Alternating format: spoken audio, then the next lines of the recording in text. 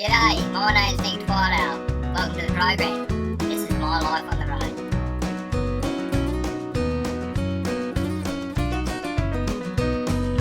Sowing in the morning, sowing seeds of kindness, sowing in the noontide and the dewy eve, waiting for the harvest and the time of reaping. We shall come rejoicing, bringing in the sheaves, bringing in the sheaves, bringing in the sheaves. We shall come rejoicing, bringing in the sheaves, bringing in the sheaves, bringing in the sheaves.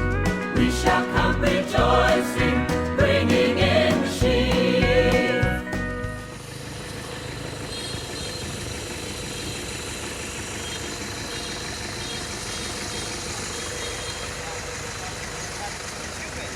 Yeah, welcome to Thailand! G'day ladies and gentlemen, just pulled up here in Masod to get a last taste of civilization before we ascend the mountain. Just also checking the load to make sure everything's secure, we don't want anything falling out. And yeah, here we come on Koi. Alright ladies and gentlemen, tip number 1. Make sure your load is secure and secure all the time, before the trip, after the trip, and during the trip. My advice to you is that you check your load you check the load 5 minutes after departing, then 15 minutes, and then an hour, and then for every minute after that, multiply that by 10 and divide that by the amount of bags you're carrying or the amount of items you're carrying, and then add 10 minutes onto that then, as to how regularly you're supposed to check it, because it's very important that you don't lose anything along the way, alright, because you can get yourself in a bit of trouble, alright. I'll just have you know that you might get fined for littering, for example, or even more importantly, you might lose some important items, like your underwear. And you don't want to leave that anywhere on the road. You don't want to leave that anywhere except in your suitcase, alright, because believe you me, you're going to need it. Especially after the trips that I've been on, I've taken a few change of underwear myself and I've used them. Yeah, I've been put in some very confronting situations. So yeah, underwear is very important, so you don't want to lose it. I can tell you right now, you don't want to lose it. Now, I've heard of blokes doing it. I haven't lost one myself. I'm too experienced to lose anything. But I've heard of fellas that have lost stuff along the way and they've lived to regret it. Some of them haven't even lived at all after that. Yeah, tip number 1, make sure your load is secure. Alright, ladies and gentlemen, it's important to know when you go overseas to another country, the local customs and how you'd greet someone while you're over there. And just going to quickly show you a great way it works every time, of how to greet someone whilst in Thailand, and there's a response you'd expect from them back as well. So just take a look and yeah, you might learn something. Good. G'day Brett, welcome to Thailand, Yeah, mate. good, thanks, mate. Yeah, good on you, mate. Good on you. Good on you. You're guaranteed 100% success with that one every time. Oh, got a problem with the wheel. Oh. In Australia, women call their husband. Yeah. How true. Alright, for you home viewers out there, just want to show you this. These jokers aren't going anywhere anytime soon, breaking down the side of the road. Alright, tip number 2. Have you ever seen anyone parked up on the side of the road that looks like they're in a bit of trouble? Don't be afraid to go over and give them a hand. A lot of those fellas that are in trouble, they need a hand, because if they didn't, they wouldn't be in trouble, you know. So it was a little bit difficult in this situation, because I didn't quite understand what they were trying to tell me it was wrong with it. They just sort of yeah, from what I can understand, they yeah, it was overheating. Yeah, and then they took the back wheel off.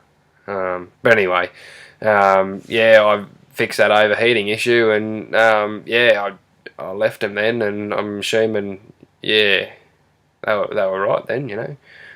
So yeah, there's just on this particular journey, there was a bit of a language barrier, but we got around it. Yeah, we fixed the problem, and yeah, just there was no money exchanged or anything like that. It wasn't. Well, I didn't do it just for that. No, I didn't do that for all. They didn't have any money, so yeah, I didn't have any choice. But anyway, nonetheless, yeah, it's all about brotherhood and a mateship out here.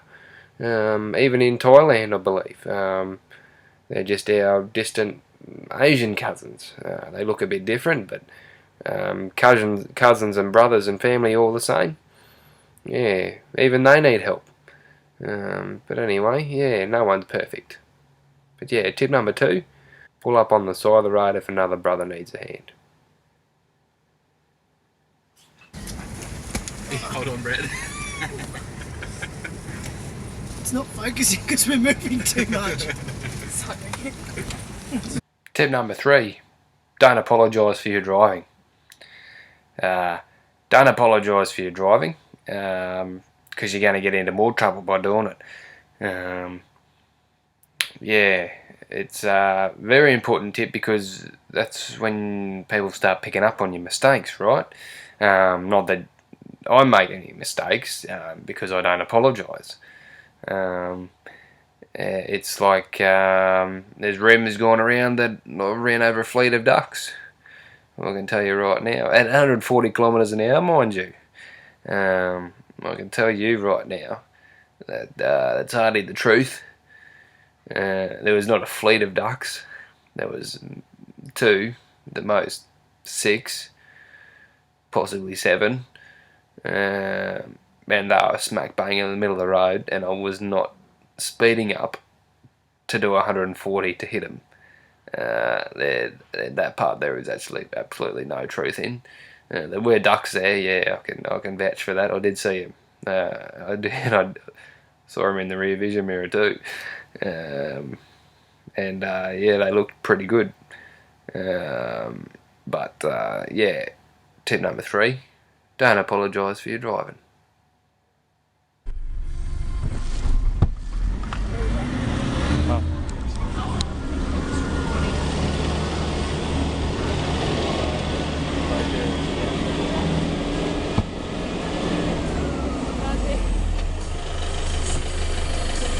Put this thing on my arm.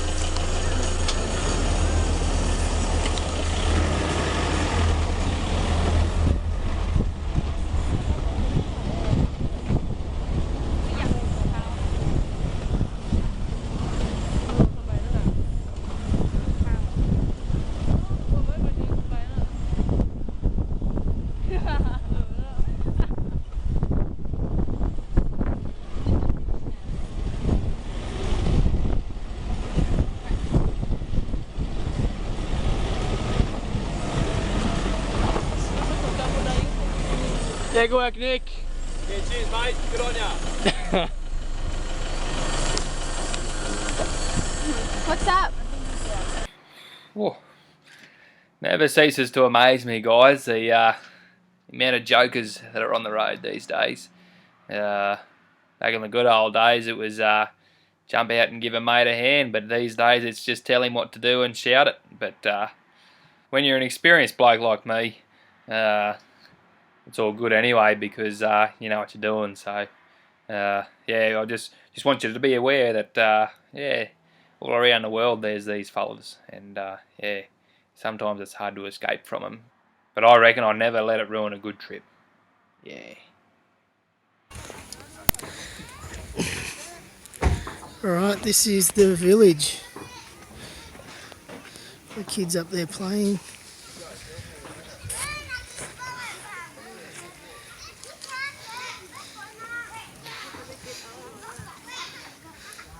Random pigs just cruising around. G'day guys, got a real treat for you. Managed to grab a hold of one of the locals from up here in the mountains. Couldn't say his real name, so for the sake of the video, we're going to call him Tom.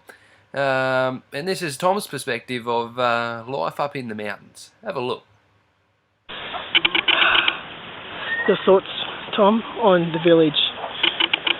Thoughts on the village? Very basic living.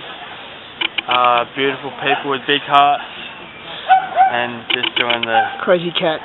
crazy cats, crazy dogs, crazy people, crazy pigs.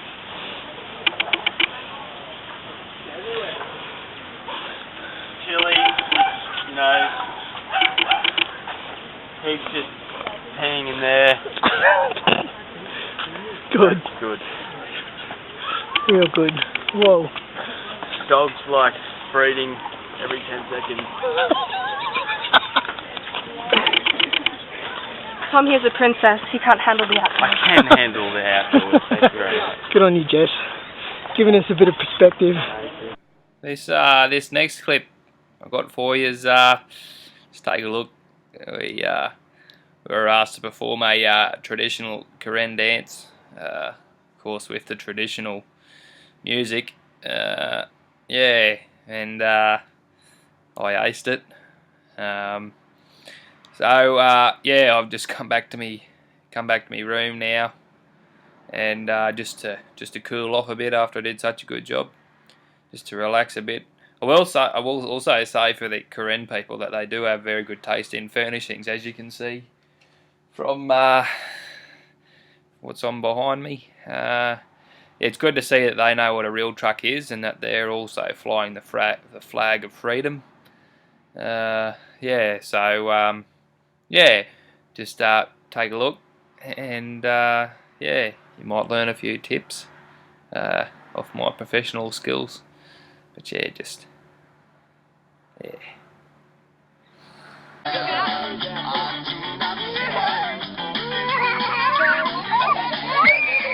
Brandon King. Good job. All over it, boys.